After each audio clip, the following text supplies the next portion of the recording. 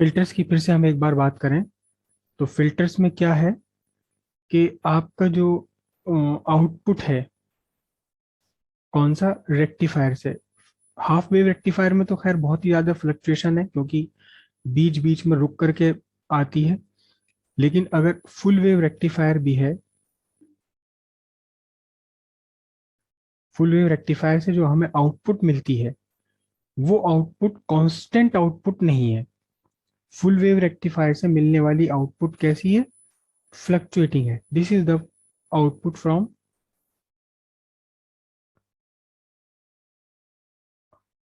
Rectifier, full wave rectifier. लेकिन हमें बहुत सारी जगह ऐसा है जहां हमें ये फ्लक्चुएशन नहीं चाहिए। हमें नहीं चाहिए कि वोल्टेज कभी घट रहे हैं, बढ़ रहे हैं, घट रहे हैं, बढ़ रहे हैं। हमें कांस्टेंट वोल्टेज चाहिए। तो कांस्टेंट वोल्टेज बनाने के लिए ध्यान रखिएगा, डीसी वोल्टेज और कांस्टेंट वोल्टेज, स्टडी वोल्टेज में डिफरेंस है। ये डीसी है अभी, this is DC not constant. हम ये कहते हैं कि अभी इस डीसी में एसी कंपोनेंट है। एसी के दो कंपोनेंट है, एक तो डायरेक्शन बदलना और एक मैग्नीट्यूड बदलना। डायरेक्शन बदलने वाला फैक्टर तो हमने खत्म कर दिया, लेकिन मैग्नीट्यूड तो वेरी कर रहा है। तो हम ये कहते हैं कि इस डीसी में अभी एसी कंपोनेंट बाकी है। तो यहाँ हम क्या लगाएंगे? हम फिल्टर लगाएंगे। और फिल्टर से जो आउटपुट हमें मिलने वाली है, फिल्टर से जो आउटपुट हमें मिलेगी वो लगभग लगभग कांस्टेंट आउटपुट मिलती है। 100% डीसी तो नहीं दे सकता, 100% स्टेडी करंट तो केवल बैटरी से ही मिल सकती है। लेकिन फिर भी इसके फ्लक्चुएशन बहुत कम हो जाते हैं। तो यहाँ हमें जो आउटपुट फिल्टर से मिलेगी वो लगभग लगभग कांस्टेंट मिलेगी। और हम इन रिपल्स को काफी हद तक कम कर सकते हैं। ठीक है, तो ये फिल्टर्स हैं क्या, कैसे होते हैं, यहाँ ध्यान से देखिए कि जब हमारी एक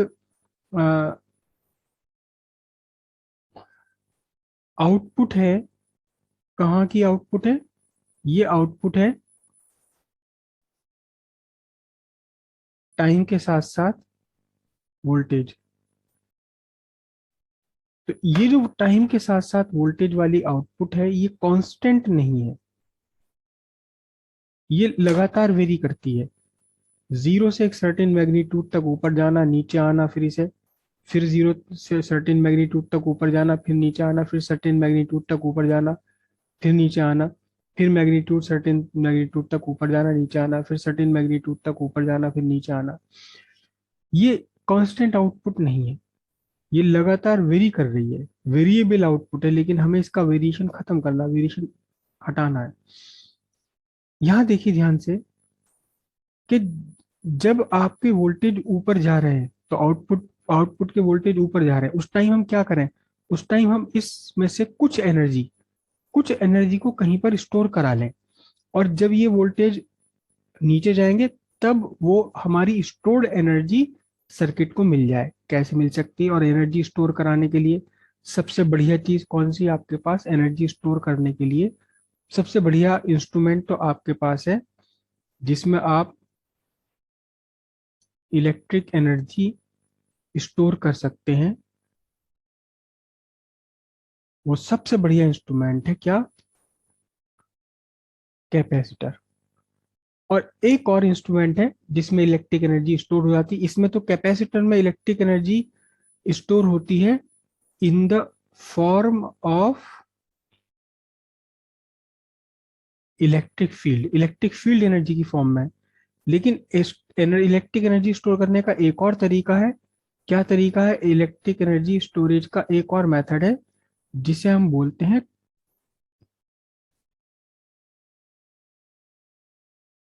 चोक कॉइल। चोक कॉइल। और यहाँ इलेक्ट्रिकल एनर्जी किस फॉर्म में स्टोर होती है? मैग्नेटिक फील्ड की फॉर्म में होती है। याद कीजिए, energy stored in a long solenoid, U is equal to था कितना? हाफ LI स्क्वायर, या अगर आपको याद हो। और कैपेसिटर के लिए यही एनर्जी का फॉर्मूला क्या था? कैपेसिटर के लिए एनर्जी का ये फॉर्मूला था U is equal to half CV square. ये कैपेसिटर के लिए, ये इंडक्टर के लिए। तो इंडक्टर में भी एनर्जी स्टोर होती है और कैपेसिटर में भी एनर्जी स्टोर होती है। इन दोनों का हम यूज कर सकते हैं कब? के जब वोल्टेज राइज कर रहे हैं, करंट राइज कर रही है, तो एनर्जी को स्टोर करा लिया जाए। और जब वो करंट फॉल करती है तब ये स्टोर्ड एनर्जी हमारे सर्किट को मिल जाए। तो इसके लिए फिल्टर बनाते हैं हम। कैसा फिल्टर बनाते हैं? एक सिंपलेस्ट फिल्टर तो ये है कि आप अपने लोड के पैरेलल में एक कैपेसिटर डाल दीजिए। सिंपलेस्ट फिल्टर है, बिल्कुल सिंपलेस्ट फिल्टर है आपका ये।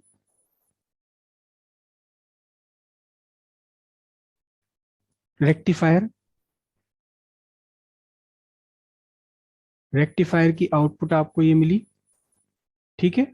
फ्लक्चुएटिंग आउटपुट है ये। कैसी है? फ्लक्चुएटिंग आउटपुट है। आपने सिंपली यहां क्या डाल दिया?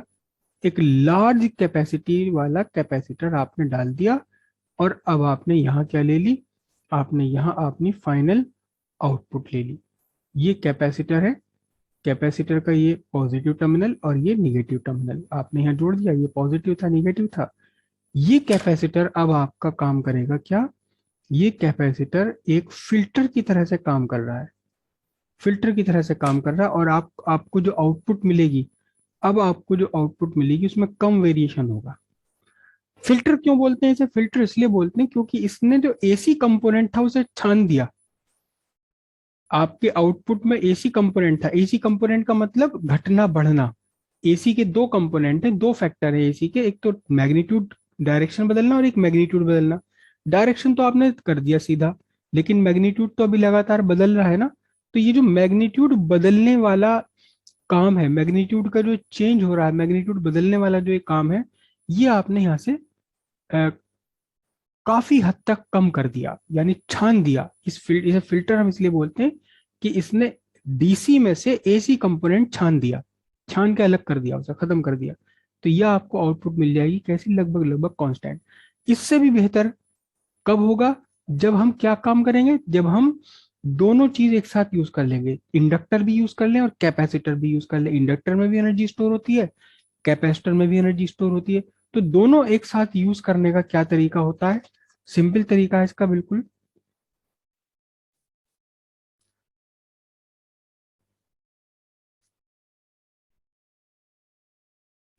ये आपका हुआ फिल्टर, ओ सॉरी, रेक्टिफायर। रेक्टिफायर। और रेक्टिफायर की आउटपुट आपको, हम आउटपुट और इनपुट अलग अलग बना लेंगे, ठीक है, बाद में बनाएंगे। और यहाँ आपने क्या काम किया? रेक्टिफायर के बाद में एक कैपेसिटर डाल दिया। कैपेसिटर का सिंबल होता है ये, या दो सिंपल सीधी लाइन भी आप ड्रॉ कर दें तो भी चलेगा, ऐसे ये ज्यादा बेटर सिंबल है, ठीक है। फिर इसके बाद डाल दिया आपने एक लार्ज इंडक्टर वैल्यू का एक coil, long solenoid. Large inductor value, आइल की वैल्यू इसमें लार्ज होनी चाहिए। उसके बाद आपने क्या डाल दिया? एक और कैपेसिटर डाल दिया, ठीक है।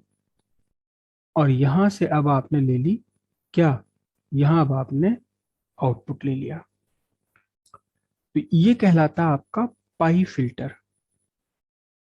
पाई बन गया ना, देखो पूरा ये। पाई की जो दो टांगे, इनमें तो कैपेसिटर है और ऊपर क्या लगा हुआ? इंडक्टर लगा हुआ। पाई फिल्टर से हम बोलते हैं। तो इसके लिए जब आप बनाएंगे, ये आउट प्लस है, ये आपका माइनस है, ठीक है। एक तो तरीका ये आ रहा है कि एग्जाम में अक्सर यहां बनाया जा रहा है इसको, यहां बनाया जा रहा है वोल्टेज को। कैसे होंगे यहाँ वोल्टेज? घटते बढ़ते। ये आपके वोल्टेज है। लेकिन आउटपुट पर आपको क्या मिलेगा? आउटपुट पर इसके पीक से थोड़ा सा नीचे, थोड़ा सा नीचे, लगभग लगभग लगभग लगभग आपको कांस्टेंट मिलेगा। वेरिएशन होंगे, बहुत हल्का सा वेरिएशन होगा। तो यहाँ आपको लगभग क्या मिल गया?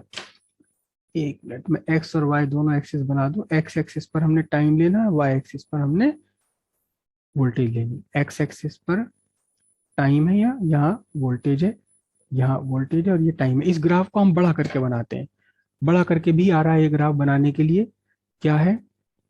एक ही ग्राफ में दोनों बना देंगे हम। एक ही ग्राफ में दोनों पार्ट बना लेंगे।